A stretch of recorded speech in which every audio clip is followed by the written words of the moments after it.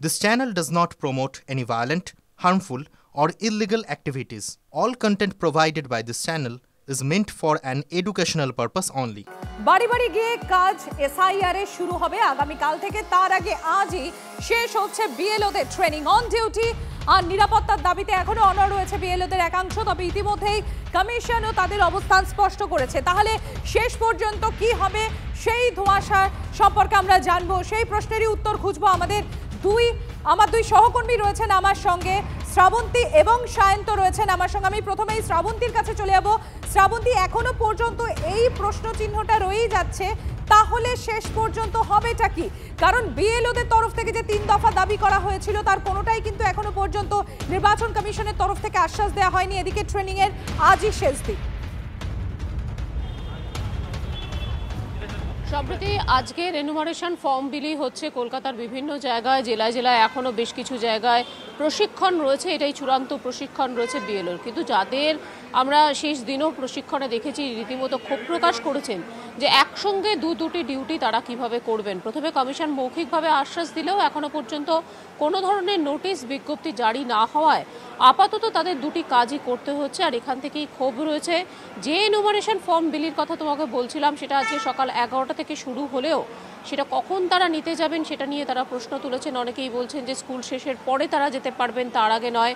এমনকি তাদের বেশ কিছু কিট দেওয়া হচ্ছে, যেহেতু বৃষ্টি যে কোনো সময় আসতে পারে সেই ধরনের কিট তারা পাবেন। এই যে গোটা বিষয়গুলো এনুমারেশন ফর্মের সঙ্গেও বেশ কিছু গুরুত্বপূর্ণ জিনিসপত্র থাকছে, এই কিট থাকছে, এই যাবতীয় বিষয়গুলি তারা কখন নিতে পারবেন এটা নিয়েই তারা প্রশ্ন তুলেছেন।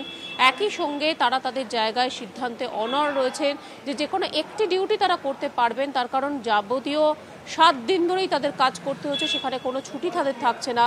তাহলে কিভাবে এত কাজ করা সম্ভব? যদিও আজকে বিকেল পর্যন্ত যদি কোনো রকম বিজ্ঞপ্তি না আসে তাহলে এই ক্ষোভ আরও বাড়তে পারে। সম্প্রতি শ্রাবন্তী, তুমি আমাদের সঙ্গে থাকো। আমার অপর সহকর্মী সায়ন্ত রয়েছেন আমার সঙ্গে। সায়ন্ত, তুমি যেখানে রয়েছো আলিপুরে ট্রেজারি বিল্ডিং, এখানেই বিএলওরা গিয়েছেন, এখানেই আজকে ট্রেনিং এর শেষ পর্যায়ে হবে। তাদের মধ্যে কি মনোভাব পাচ্ছ? কারণ যেরকম আমি শ্রাবন্তীর সঙ্গে একটু আগেই কথা বলছিলাম যে এখনো পর্যন্ত নির্বাচন কমিশনের তরফ থেকে তাদের কিন্তু কোনো দাবি দেওয়া সম্পর্কে স্পষ্ট আশ্বাস দেওয়া হয়নি। কি করবেন তারা? তাদের মধ্যে থেকে কি ধরনের প্রতিক্রিয়া পাচ্ছ সায়ন্ত? দেখো, ইতিমধ্যেই আলিপুর যে এসডিও বিল্ডিং রয়েছে সেখানে বেশ কয়েকজন বিএলও এসেছেন। তারা এনুমারেশন ফর্ম সহ যে কিটসগুলো রয়েছে সেগুলো তারা সেখান থেকে সংগ্রহ করবেন। কিন্তু গত শনিবার তারা যে দাবি জানিয়েছিলেন সেই দাবিতেই তারা অনড় হয়ে রয়েছেন। যদিও তারা আজকে জানালেন যে আজকে তাদের অন ডিউটি দেখানো হয়েছে। অর্থাৎ তারা যেটা জানাচ্ছেন যে একসঙ্গে দুটো ডিউটি করা সম্ভব নয়। যে স্কুলের কাজ করে তারপর এসে আবার বিএলওর যে দায়িত্ব সেই কাজ সম্পাদন করা তাদের পক্ষে সম্ভব হবে না। এমনকি স্কুল করে এসে তাদের বাড়ির যদি এলাকায় কাজ করতে হয় তাহলে রাত হয়ে যাবে। গত শনিবার যে 3টে দাবি করেছিলেন সেই 3টে দাবি কিন্তু তারা আজকেও রাখছেন। তারা যেটা জানাচ্ছেন যে এখনও পর্যন্ত নির্বাচন কমিশনের তরফে কোনো রকম নির্দিষ্টভাবে আশ্বাস বাণী দেওয়া হয়নি। তবে একটা ক্ষেত্রে তারা আশ্বাস দেওয়া হয়েছিল গত শনিবারই, কিন্তু সেটা সম্পূর্ণ মৌখিক, লিখিত নয়। তারা যেটা জানাচ্ছেন যে তারা এসআইআর এ কাজ করতে চান। আজ গত শনিবারও বলেছিলেন, আজকেও সেটা জানালেন। কিন্তু তাদের যেটা দাবি অন ডিউটি, সেই অন ডিউটির দাবি থেকে তারা কিন্তু সরছেন না। কারণ তারা নিজেদের ছুটি বা বেতনে যাতে কোনোভাবে হাত না পড়ে সেই দাবি কিন্তু নির্বাচন কমিশনকে জানিয়েছেন। একই সঙ্গে তারা পর্যাপ্ত নিরাপত্তার কথাও বলছেন যে পর্যাপ্ত নিরাপত্তা না পেলে তারা যদি সন্ধ্যেবেলা সে কাজও করেন তাহলে সেই পর্যাপ্ত নিরাপত্তা কোথায় থাকবে? সেই নিরাপত্তা যদি না থাকে তাহলে তারা কাজ করবেন কি করে? একই সঙ্গে একটি বুথে, যে বুথগুলোতে 1400-1600 ভোটার রয়েছে সেখানে 2জন বিএলও প্রয়োজন, একজন বিএলওর পক্ষে সম্ভব নয়। এই দাবি দাওয়াগুলো তারা কিন্তু মূল্যত রাখছেন। আজকে তারা কিডনিতে কিছুক্ষণ আগে প্রবেশ করেছেন, তারা সেখানেও একই দাবি রাখবেন। তবে তারা এটা নিশ্চিত করে বলছেন যদি তাদের দাবি না মানা হয় তাহলে তাদের কাজের ক্ষেত্রে সমস্যা তৈরি হবে। এই বিষয়টি কিন্তু এখনও পর্যন্ত নির্দিষ্ট করে নির্বাচন কমিশনের তরফে কিছু জানানো হয়নি। স্বাভাবিকভাবে তাদের মধ্যে অসন্তোষ রয়েছে। তারা নিজেদের দাবিটা কিন্তু আজকেও জানাবেন। তারা যেটা জানাচ্ছেন তার সঙ্গে একটা অনিশ্চয়তারও রয়েছে যে এরপর বিএলওদের একাংশ যারা নিজেদের দাবিতে অনড় রয়েছেন তারা ঠিক কি করেন। সায়ন্ত এবং শ্রাবন্তী, তোমাদের দুজনকেই আপাতত ধন্যবাদ। অভিষেক বন্দ্যোপাধ্যায় বার্তার পর বিএলওদের চোখে চোখে রাখার পরামর্শ জলপাইগুড়ি তৃণমূল নেতৃত্বে। বাড়ি বাড়ি গিয়ে এসআইআর শুরুর আগেই সতর্ক করা হলো বিএলএদের। সব বিএলও তৃণমূল করেন না, কিন্তু তৃণমূল ভাব দেখায়, এরা মারাত্মক। তাই তাদের উপর কড়া নজর রাখুন, পরামর্শ এক তৃণমূল নেতার।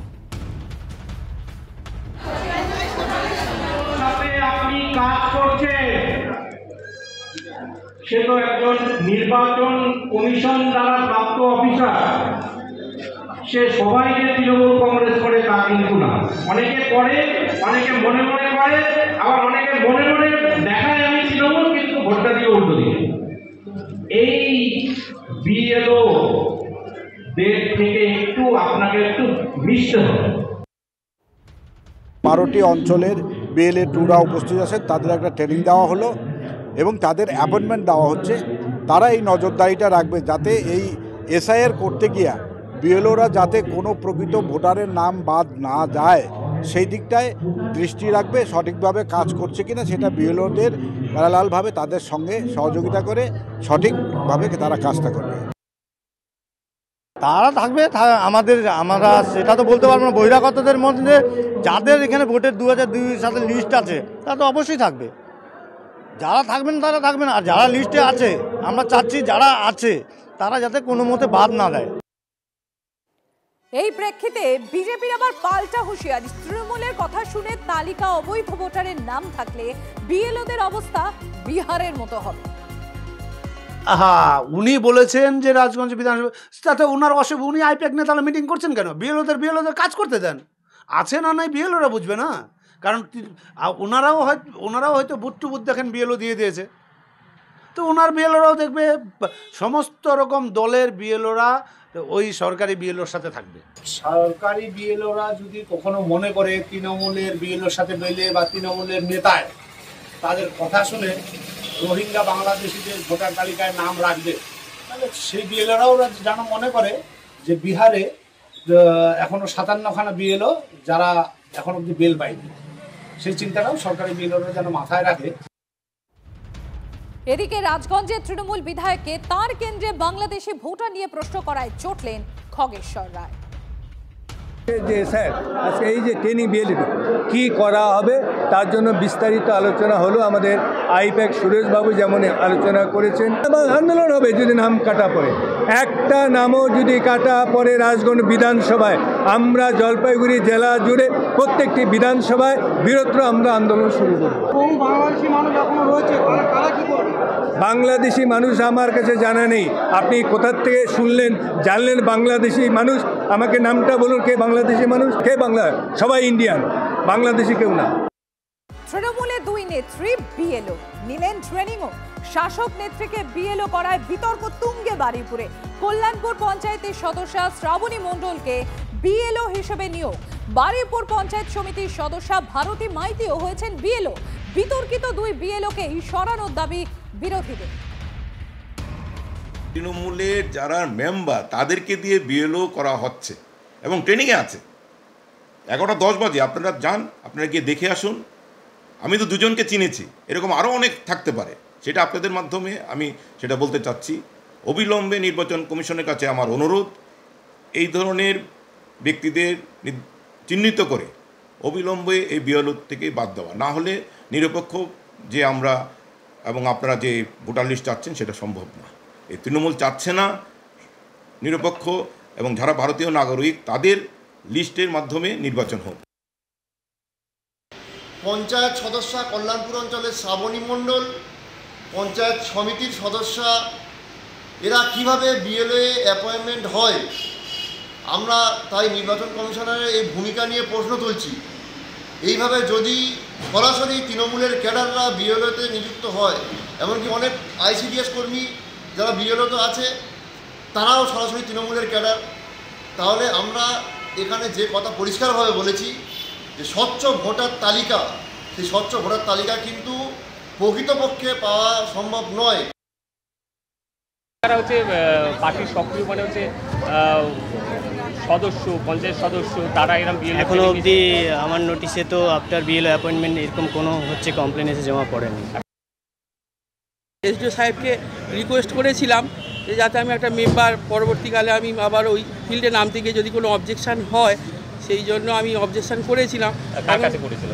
এসডিও অফিসে আমি ফিল আপ করে আমি জমা দিয়েছিলাম, কিন্তু এখনও সেই অর্ডার কপি কিছু আসেনি। আমার এখনও মানে বিএলও লিস্টে এখনও আমার নাম আছে 158 নম্বর পার্ট।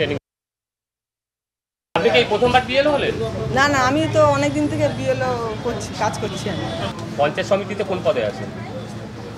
পঞ্চায়েত সমিতির মেম্বার আমি, স্থায়ী কমিটি খাদ্য সরবরাহ স্থায়ী কমিটি আছে। আমি তৃণমূল দল থেকে আমি তৃণমূলের পঞ্চায়েত সমিতির মেম্বার আপনি? হ্যাঁ। বছর ঘুরলেই বিধানসভা নির্বাচন, তার আগে হুমকি হুঁশিয়ারি অব্যাহত। তৃণমূলের পতাকায় হাত দিলে বিরোধীদের হাত কেটে নেওয়ার হুঁশিয়ারি তারকেশ্বরের তৃণমূল বিধায়কের। রামেন্দ্র সিংহ রায়ের দাবি, এসআইআর থেকে বাঁচার জন্য তৃণমূলের পতাকা ধরুন এবং মমতা বন্দ্যোপাধ্যায় অভিষেক বন্দ্যোপাধ্যায়ের সমাবেশে 26শে বিজেপি আসছে তাই ভয় পেয়েছে, পাল্টা আক্রমণ সারিয়েছে গেরুয়া ব্রিগেড। যদি একটা তৃণমূলের পতাকায় হাত পড়ে, যে হাত দেবে সেই হাতটা কেটে দেব। নিজের পরিবারকে এসআইআর থেকে বাঁচানোর জন্য প্রয়োজনে তৃণমূলের পতাকা ধরো, প্রয়োজনে মুখ্যমন্ত্রী সমাবেশে যাও, প্রয়োজনে অভিষেক বন্দ্যোপাধ্যায় সমাবেশে যাও, তোমাকে স্যালিউট জানাবো। আর যদি বাংলার খেয়ে বাংলার পরে বাঙালির সাথে গদ্দারি করো, তার উচিত শিক্ষা তুমি পেয়ে যাবে। তৃণমূলের পতাকা স্পর্শ করার কোনো ইচ্ছে ভারতীয় জনতা পার্টির কোনো কর্মীদের নেই। আসলে এটা উনি বলেছেন কারণ এটা ওনার স্বভাব, ওনার দলের স্বভাব। এসআইআর থেকে বাঁচতে তৃণমূল ধরতে যাবে কোন দুঃখে মানুষ? তৃণমূলের হাত থেকে বাঁচতেই তো এসআইআর দরকার। পশ্চিমবঙ্গে যেভাবে ভুতুরে ভোটার, ভুয়ো ভোটার প্রত্যেকটা বিধানসভার প্রত্যেকটা বুথে সেভাবে ভরে রয়েছে, যেভাবে অনুপ্রবেশকারী ভোটার, সেখানে এই ধরনের ভয় দেখানো, ভীতি প্রদর্শন বন্ধ করুন। কারণ এই ভয় আপনি বেশি দিন দেখাতে পারবেন না। আগামী কয়েকদিনের মধ্যেই মানুষ বুঝে যাবে এতে ভীত সন্ত্রস্ত হবার কিছু নেই। তারপর কোথায় যাবেন? পতাকা না হয় চবে না, আপনাদের পাবলিক ছাড়বে না।